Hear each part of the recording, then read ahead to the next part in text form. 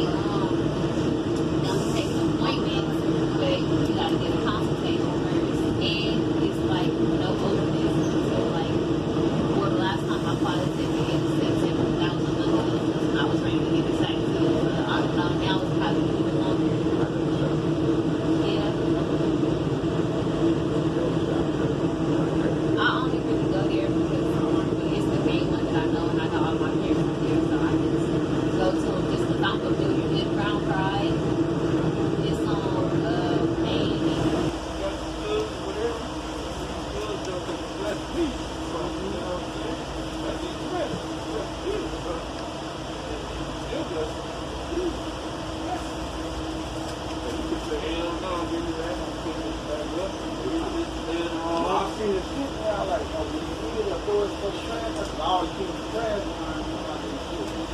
This is my second home. Yeah, it was some style. See you fucking like sleep. Again, my sister, like I said, she didn't get along with one of my kids' mother. The daughter that put the money on my foot, that's one of my baby babies.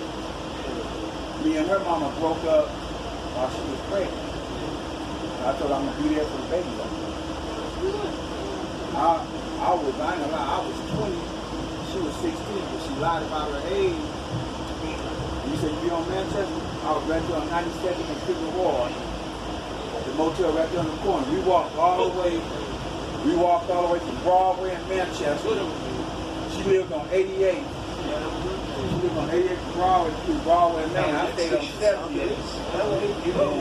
With the English Square at, behind that bank, is our next stop. it was a security company in here that me and my cousin ran. It was called United Security back in the 70s and 80s. So I ended up getting a job right across the street from Green Meadows. And then we walked up to the storefront and put another security office in there. While I was in there cleaning up, I had my shirt off one day. And I wasn't fat, I was slim, I was cut up. I had little chunky, nice physique body and shit, so I got fat and out of shape and shit. But like I said, I ate myself up to 600 pounds. Now this is what I weigh. I weigh 299 pounds. It don't look like everybody talking about, man, you heavier than that. I said, we could go get on this. I got on the scale yesterday, and it said 299.1 pounds. I got on the table today, I ate 3 bowls of raw salad. No dressing, no nothing. Just lettuce, tomatoes, carrots, raisins, peanuts, sunflower seeds, and raisins. And I mixed it all up, and I even took the banana that I got from the church up there. I chopped the banana up in there, and I ate it all like that. Three bowls into one big bowl.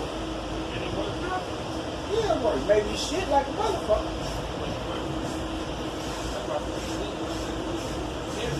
Then you see, when I eat candy, I don't eat candy with a whole lot of sugar in it. I eat candy with sea salt. The sea salt takes the place of that sugar. The sea salt takes the place of that sugar. You're still gonna taste the caramel or the chocolate, but that sea salt's gonna override all of that and burn it off.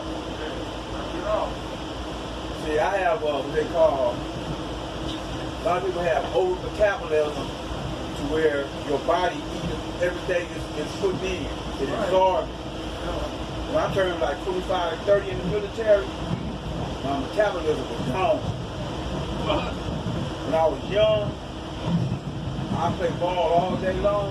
It wouldn't be fun. My sweat glands wasn't developed all the way. Now, these little heat, if I was to run the lip of this train 3 times, and I get hot and sit down somewhere, next thing you know, it's like if I pour the water faucet on me. I'm gonna sweat like I'm dripping water. And then it's gonna take like 30, 40 minutes for me to cool off. So what I do, I try not to overexert myself to where I sweat like that. I go to a party, I might dance 1 or 2 records, and I sit my ass down, because if I don't, my clothes gonna be soaking wet, then ain't no way I'm gonna be able to go to the bathroom, wash my shirt off, put on some deodorant, smell good or whatever, because I'm gonna be all fucked up. Yep.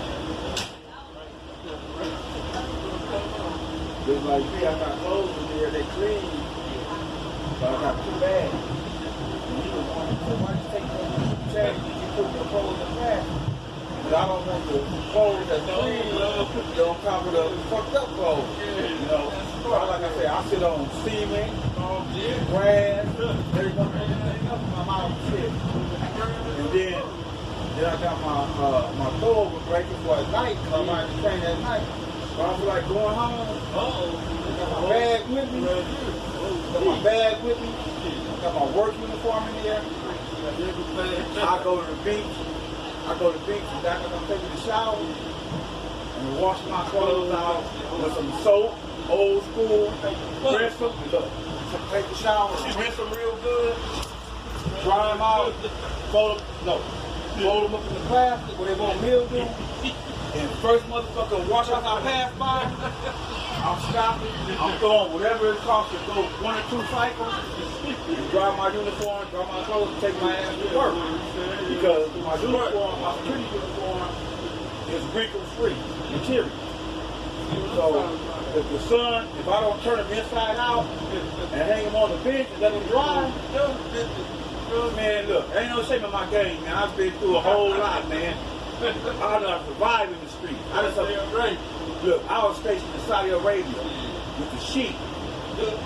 Help guard this motherfucker hard, the Desert Storm in Persian Gulf. The Gulf War, I was there.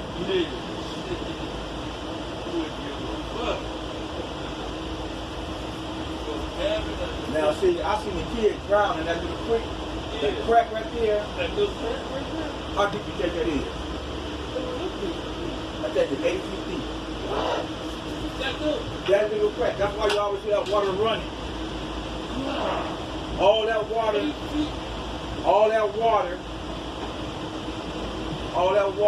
your toilet water, your bathtub water, going back to the ocean. It comes from everywhere. That's why that water is always moving. I seen a kid go in there, they ride their mini bike. One of them was on this side, they put a plank in there, this kid couldn't swim for shit. But they put 2 big old planks across there. Instead of him going straight, he went real slow going across. He want to go up the street, and come back. He fly across that motherfucker and start bouncing this shit. The motherfucker stayed up there, mini bike went down. He got his friends trying to run and catch him and get him and shit. He panicked because he can't swim. That's how most people drown. And you go in deep water, you panic. All you have to do is turn sideways, take a deep breath, and float. They don't think. Panic. Panic will kill you every time. I went to the beach and went swimming years ago. In fact, that's where I got hit. And the wave took me under. It's called a rip tide. You know, it's called a rip tide. But see, I knew what to do because I was a lifeguard in the swimming pool. When you're swimming like this, and the wave come behind you and hit you, take a deep breath, come up. Don't try to go with the wave. Go sideways. Because now the wave is going over you. Go sideways and come up. You should get your air and swim away from it and then go in. By the time I did that, come up, the lifeguard come to me. He said, man, you learn how to get out of a rip tide. I said, shit, I was a motherfucking Navy SEAL for one thing. Second of all, I use common sense. That too. You ever be on the sand before you get all the way in the water? You get at the tip, of the water, and the wave come in, when the wave get ready to go out, what that sand do? You ready at the tip of the water. That wet sand moves down with it. So, dude, that's scared as shit. So they teach you to go sideways against the current. If you go with the current, oh, it's over. It's rolling. See, same thing with a surfer.